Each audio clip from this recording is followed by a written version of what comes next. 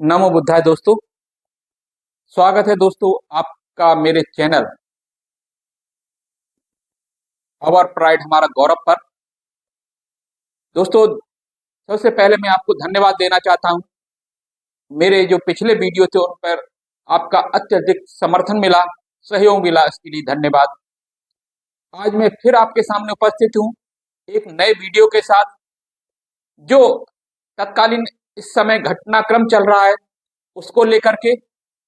आप जानते हैं दोस्तों, बोध गया में क्या चल रहा है, क्या हो रहा है। पूरी दुनिया इस बात को जान रही है सोशल मीडिया के द्वारा, लेकिन हमारी जो मेन स्ट्रीम मीडिया है वो इस पर खामोश है। एक शब्द उनकी जुबान से नहीं निकल रहा है कि बोध गया में चल क्या रहा है। दोस्तों, लेकिन इन सब घटनाक्रमों के चलते हुए हमें ये जरूर जानना चाहिए कि आखिर ऐसे क्या समस्या है, आखिर ऐसा क्या है जहां पर भगवान बुद्ध को ज्ञान प्राप्त हुआ, वो सिद्धार्थ से गौतम बुद्ध बने, और वहां पर बौद्ध धर्म की जड़ें कितनी गहरी हैं, ये सब जानने के लिए आप मेरे साथ इस वीडियो पर बने रहिए। मैं क्रमबद्ध तरीके से आपको ये बताने का प्रयास करूंगा कि वहां पर बौद्ध धर्म का इतिहास कितना गहरा है। दोस्तों, मैं शुरू करता हूं आज का वीडियो। दोस्तों, महाबोधि मंदिर बिहार के बोध गया में स्थित है। यह फल्गु नदी के तट पर स्थित एक प्राचीन मंदिर परिसर है। यह बौद्ध धर्म के सबसे पवित्र स्थलों में से एक है। यह वह स्थान है जहां माना जाता है बुद्ध ने लगभग 2500 साल पहले ज्ञान प्राप्त किया था, जिससे बौद्ध धर्म का जन्म हुआ। मंदिर और उसके आसपास की संरचनाएं बुद्ध के जीवन की महत्वपूर्ण घटनाओं का जश्न मनाती हैं। विशाल ईंट मंदिर का निर्माण सम्राट अशोक के शासनकाल में 3री शताब्दी ईसा पूर्व में किया गया था। 2002 में इसे यूनेस्को की विश्व धरोहर स्थल के रूप में मान्यता दी गई।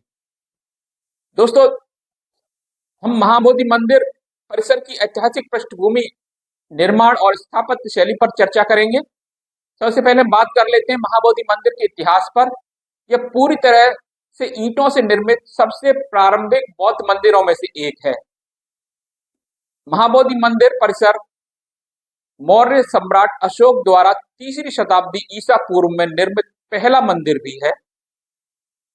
महाबोधि मंदिर बोध गया में है, जो पूर्वोत्तर भारत में बिहार की राजधानी से 72 मील दक्षिण में स्थित है। यह गंगा के मैदान में फल्गु नदी के पास प्रसिद्ध गंगा नदी के दक्षिण में स्थित है। इस परिसर में महाबोधि मंदिर, बोधि वृक्ष, मुख्य तीर्थ स्थल, मठ और समय के साथ निर्मित विभिन्न अतिरिक्त संरचनाएं भी शामिल हैं। मंदिर के जो आले हैं उनमें अनेक मूर्तियां स्थित हैं, 8वीं शताब्दी की हैं और पाल वंश के दौरान निर्मित की गई हैं। दोस्तों, जो ब्रह्मवंशी हैं, भ्रम फैलाते हैं लोग, वो पाल वंश को हिंदू राजा घोषित करते हैं, लेकिन पाल वंश के द्वारा अनेक मठ, मोनेस्ट्री निर्मित की गई और उन्हीं में से ये एक है। यहाँ पर पाल वंश के द्वारा भी यहाँ पर मूर्तियां स्थापित की गई। वास्तविक महाबोधि मंदिर जैसा कि अब है, काफी हद तक 7वीं शताब्दी के पुराने डिजाइन का औपनिवेशिक काल का पुनर्निर्माण है। 19वीं शताब्दी में इसका बड़े पैमाने पर जीर्णोद्धार किया गया। अधिकांश कार्य 20वीं शताब्दी के उत्तरार्ध में किए गए। इसे भारत में ईंट वास्तुकला का सबसे पुराना और सर्वोत्तम संरक्षित उदाहरण माना जाता है। बुद्ध के समय में बोध गया एक छोटा सा गांव था, जिसमें बोधि वृक्ष स्थल पर एक छोटा मंदिर था। बौद्ध धर्मावलंबी सदियों से पूजा, श्रद्धांजलि और ध्यान के लिए इस स्थल पर आते रहे हैं। महाबोधि मंदिर परिसर बौद्धों के लिए एक महत्वपूर्ण तीर्थ स्थल है और यहीं पर बुद्ध को ज्ञान की प्राप्ति हुई थी। थोड़ा सा हम इसकी तिथियों पर भी नजर डाल लेते हैं। इसकी जो तिथियां हैं, 400 ईसा पूर्व बुद्ध ने बौद्ध धर्म की स्थापना की। 250 ईसा पूर्व सम्राट अशोक ने महाबोधि मंदिर का निर्माण करवाया। 5वीं से 6वीं शताब्दी में वर्तमान मंदिर का निर्माण हुआ। 1050 और 1295 ईस्वी के बीच में बर्मा के बौद्धों ने मंदिर के पुनर्निर्माण में सहायता की। 13वीं सदी ईस्वी में तुर्की साम्राज्य ने भारत पर बार बार आक्रमण किया। 13वीं से 18वीं शताब्दी के बीच मंदिर परिसर मूलतः परित्यक्त हो गया। 1885 ईस्वी में सर एडविन अर्नोल्ड ने ब्रिटिश सरकार से बौद्धों को नियंत्रण वापस करने का अनुरोध किया। 1891 ईस्वी में सीलोन सरकार ने भी अनुरोध स्वीकार किया, महाबोधि सोसाइटी का गठन किया। 1949 में Bodh Gaya act gives control to Bihar government. 2002 ईस्वी में यूनेस्को का विश्व धरोहर स्थल घोषित किया गया। महाबोधि मंदिर बोध गया का निर्माण बहुत प्राचीन है और यह 1 शताब्दी पुराना मंदिर है। प्रारंभिक चरण मौर्य राजवंश के दौरान शुरू हुआ, फिर औपनिवेशिक काल तक जारी रहा। महाबोधि मंदिर का निर्माण पूरा घटना चक्र हम बताते हैं। मौर्य चरण में क्या हुआ? लगभग 250 ईसा पूर्व मौर्य राजा अशोक ने मठ और तीर्थ स्थल की स्थापना के लिए बोध गया का दौरा किया और वर्तमान में मठ गायब हो गया है। वर्तमान में हीरा सिंहासन के अवशेष पाए गए हैं, जिसे अशोक ने बोधि वृक्ष के नीचे स्थापित किया था।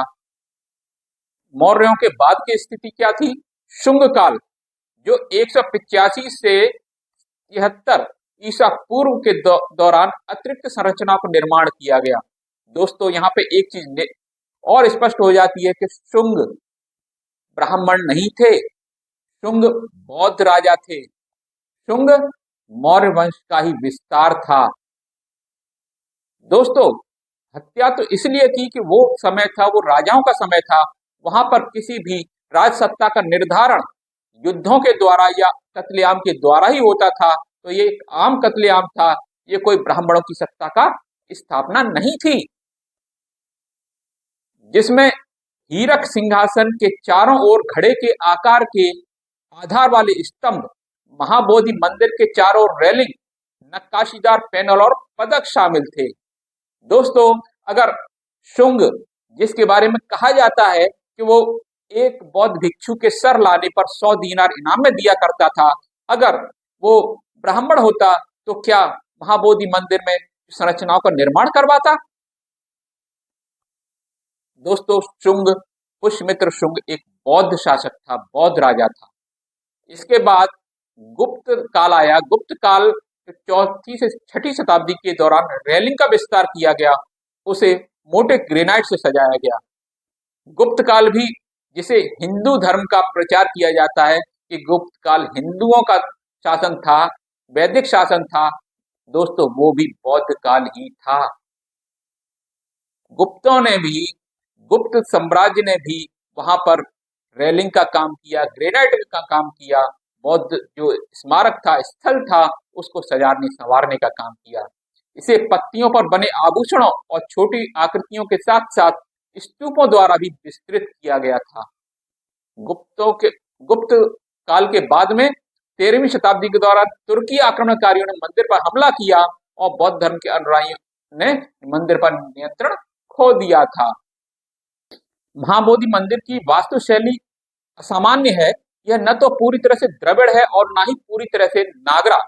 यह नागरा मंदिर की तरह संकीर्ण है, लेकिन द्रविड़ की तरह घुमावदार बिना उगता है। मुख्य मंदिर की दीवार की औसत ऊंचाई 11 मीटर है और पूर्व दिशा की ओर है। मुख्य मंदिर में एक वक्रीय शिखर है जो अम्लका और कलशा से घिरा हुआ है।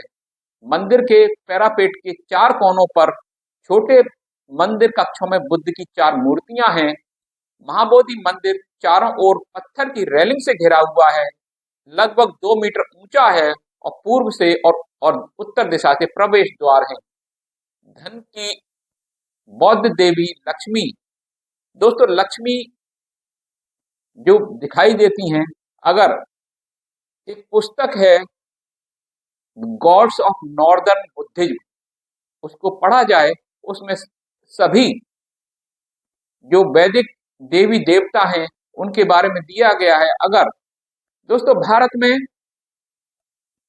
जो बौद्ध धर्म के बारे में पढ़ाया जाता है वो केवल हीनयान के बारे में पढ़ाया जाता है, में महायान, तंत्रयान, वज्रयान के बारे में बिल्कुल पढ़ाया ही नहीं जाता है। अगर पढ़ाया जाए तो ये लोगों की आंखों से जो पर्दा चढ़ा हुआ है, जो गलत इतिहास का पर्दा पड़ा हुआ है, वो हट जाएगा। क्योंकि जो वज्रयान, तंत्रयान और महायान के जो देवी देवता हैं वही आज के वैदिक हिंदू या सनातन धर्म के देवी देवता हैं। दोस्तों यहाँ पर जो लक्ष्मी देवी हैं वो महामाया है। महामाया कौन है? वो भगवान बुद्ध की मां का नाम है। धन की हिंदू बौद्ध देवी लक्ष्मी के दृश्य हाथियों द्वारा स्नान किया जा रहा है। सूर्य देवता 4 घोड़ों द्वारा खींचे गए रथ की सवारी करते हुए रेलिंग पर उत्कीर्ण हैं, जबकि नई रेलिंग में स्तूप और गरुड़ के आंकड़े हैं। इन्हीं को देख करके ये हिंदू अपना कहते हैं कि यहाँ पर हमारा भी है। हिंदू जो शिल्प कला है वो दिखाई देती है। दोस्तों ये हिंदू शिल्प कला नहीं, ये बौद्ध शिल्प कला है, ये महायान की शिल्प कला है जो आज हिंदू धर्म के द्वारा अपना ली गई है। कमल की छवि भी आमतौर पर दिखाई देती है। मुख्य मंदिर के पश्चिम में एक विशाल बोधि वृक्ष को मूल बोधि वृक्ष का वंशज माना जाता है, जिसके तहत बुद्ध ने ज्ञान के बाद अपना पहला सप्ताह बिताया था। महाबोधि मंदिर परिसर भगवान बुद्ध के जीवन से संबंधित 4 पवित्र स्थलों में से एक है। महाबोधि मंदिर परिसर में मुख्य मंदिर, वज्रासन जो हीरा सिंहासन शामिल हैं, जो कई प्राचीन मतदान स्तूपों, लोटस तालाब, विशाल बोधि वृक्ष से घिरे एक संलग्न क्षेत्र के भीतर 6 पवित्र स्थान हैं। मंदिर का द्वार एक छोटे से हॉल में खुलता है, जिसके आगे गर्भगृह है। गर्भगृह में बुद्ध की एक बड़ी बैठी और सोने का पानी चढ़ा हुआ मूर्ति है, जिसका दाहिना हाथ भूमि पक्ष मुद्रा में पृथ्वी को छूता है। महाबोधि मंदिर बुद्ध की प्रतिमा काले पत्थर से बनी है। मंदिर की ओर जाने वाले केंद्रीय मार्ग को 6 स्थलों द्वारा चिन्हित किया गया है, जहां बुद्ध ने ज्ञान के बाद अपने पहले 6 सप्ताह बिताए थे। बुद्ध ने बोधि वृक्ष के नीचे पहला सप्ताह आनंद में बिताया था। बुद्ध ने दूसरा सप्ताह बिना किसी झपकी के बोधि के पेड़ को देखा, जिसे अनिमेष लोचन चैत्य प्रार्थना हॉल द्वारा पहचाना जाता है, जिसे तारा मंदिर के रूप में जाना जाता है। बुद्ध ने तीसरा सप्ताह रत्नाचंक्रम नामक क्षेत्र में ध्यान के में आगे पीछे चलते हुए बिताया, जो मुख्य मंदिर की उत्तरी दीवार के पास स्थित है। बुद्ध ने चौथा सप्ताह निर्भय संगठन के कानून पटना पर ध्यान केंद्रित किया, जिसे रत्नाकर चैत्य के रूप में जाना जाता है। बुद्ध ने 5वें सप्ताह अजापाल निग्रोधा वृक्ष पर ध्यान किया। यहाँ उन्होंने कहा कि लोग अपने कर्मों से ही वमन बनते हैं, उनके जन्म से नहीं। बुद्ध ने 6ठा सप्ताह कमल के तालाब में बिताया, जहां उन्हें पौराणिक सर्प राजा मुचलिंद नाग द्वारा बारिश से बचाया गया था। इस झील को मुचलिंद झील के नाम से जाना जाता है। बुद्ध ने 7वें और अंतिम सप्ताह में बोध गया में राजायतन वृक्ष के नीचे बिताया। बोध गया स्थल और बोधि वृक्ष क्या है? बोध गया स्थल और बोधि वृक्ष बौद्ध धर्म के महत्वपूर्ण अंग हैं, और बोध गया ये वह स्थान है जहां बुद्ध ने ज्ञान प्राप्त किया। 400 ईसा पूर्व में सिद्धार्थ गौतम बोध गया गांव में ध्यान करने के लिए गए थे। उन्होंने अंजीर के पेड़ के नीचे ध्यान किया, जिसे बोध के पेड़ के नाम रूप में जाना जाता है। इस पेड़ के नीचे उन्होंने ज्ञान प्राप्त किया और बुद्ध बन गए। संस्कृत शब्द बोधि का अर्थ है ज्ञान। यही कारण है कि अंजीर के पेड़ को बोधि वृक्ष के रूप में जाना जाने लगा। जिस स्थान पर बुद्ध बोधि वृक्ष के नीचे बैठे थे वह डायमंड सिंहासन एक मंच द्वारा चिन्हित है। यह बोधि मंदिर से जुड़ा हुआ है। डायमंड सिंहासन और मूल बोधि वृक्ष का वंशज आज भी साइट पर है। वे उस महत्वपूर्ण स्थान को चिन्हित करने में मदद करते हैं जहां बुद्ध ने ज्ञान प्राप्त। बोधि वृक्ष और महाबोधि मंदिर बौद्धों के लिए बहुत पवित्र है। वे बौद्ध धर्म की शुरुआत के महत्वपूर्ण प्रतीक हैं। महाबोधि मंदिर की बहाली किस तरह से हुई?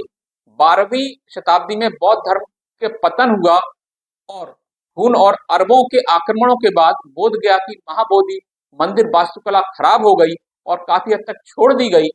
13वीं शताब्दी के दौरान फिर 19वीं शताब्दी में बर्मी शासकों ने मंदिर परिसर के और आसपास की दीवारों की बहाली की। 1870 के दशक में बर्मा के बौद्ध राजा द्वारा प्रायोजित एक बर्मी प्रतिनिधि मंडल ने हिंदू महंत की अनुमति से महाबोधि मंदिर वास्तुकला की मरम्मत करने की कोशिश की। मंदिर की वर्तमान भौतिक उपस्थिति ऊपरी कहानियों, चार कोने के टावरों और मुखौटा सहित सर अलेक्जेंडर कनिंघम के निर्देशन में 1879 से 1884 के बीच अंग्रेजों द्वारा किए गए इस बड़े पैमाने पर बहाली से उपजी है। वर्तमान बोधि मंदिर स्वतंत्रता के बाद बिहार की राज्य सरकार महाबोधि मंदिर बोध गया की रक्षा, प्रबंधन और निगरानी करती है। 1949 के बोध गया मंदिर अधिनियम के तहत बोध गया मंदिर प्रबंधन समिति और एक सलाहकार बोर्ड मंदिर का प्रशासन करते हैं। मंदिर परिसर क्षेत्र में सभी प्रकार की धार्मिक कलाकृतियां 1878 के ट्रेजर ट्रोव अधिनियम के तहत कानूनी रूप से संरक्षित हैं। 2002 में महाबोधि मंदिर परिसर को यूनेस्को विश्व धरोहर स्थल के रूप में घोषित किया गया। महाबोधि मंदिर की जो प्रतिकृति है, महाबोधि मंदिर बौद्ध वास्तुकला में व्यापक रूप से अनुकृत है, जो विभिन्न स्थानों पर मंदिरों और लघु संस्करणों के रूप में दिखाई देता है। दोस्तों, बीजिंग में भी जो चीन की राजधानी है, झेंजियू मंदिर जो है वाट चेत योत चियांग माई और थाईलैंड म्यांमार में थट्टा थट्टा महाबावड़ी पैगोडा, बोध गया चेदी प्रतिकृति वाट यानसंगवरम चेनबुरी प्रांत थाईलैंड में ये स्थित हैं। बोध गया को बौद्ध धर्म के सबसे पवित्र स्थलों में से एक माना जाता है। वर्तमान स्थल पर पहला मंदिर राजा अशोक द्वारा बनाया गया था। गौतम बुद्ध के जीवन से संबंधित मुख्य 4 स्थल कुशीनगर, लुम्बिनी, सारनाथ और बोध गया हैं। बोध गया इन स्थानों में सबसे महत्वपूर्ण है। 2002 में यूनेस्को ने बोध गया स्थित महाबोधि मंदिर को विश्व धरोहर स्थल घोषित किया। भारत की बौद्ध विरासत न केवल पर्यटन के दृष्टिकोण से महत्वपूर्ण है, बल्कि यह एक एकीकृत रूप से भी कार्य करती है, जो एशियाई देशों के साथ उनके संबंधों को मजबूत करती है। दोस्तों ये था बोध गया महाबोधि विहार के बारे में विस्तृत जानकारी जो मैं दे सका आपको। हो सकता है जानकारी आपको अच्छी लगे और अच्छी लगी हो तो लाइक कीजिए, चैनल को सब्सक्राइब कीजिए। दोस्तों वहां पे हमको जाना चाहिए, और अगर नहीं जा सकते हैं तो कुछ ना कर सकें तो कम से कम समाज में जागरूकता फैलाएं कि वहां पर क्या हो रहा है और वो स्थान किसका है, और जो उसका मालिक है असली, उसको वो दे दिया जाना चाहिए। दोस्तों मिलता हूं अगले वीडियो में, तब तक के लिए नमो बुद्धाय।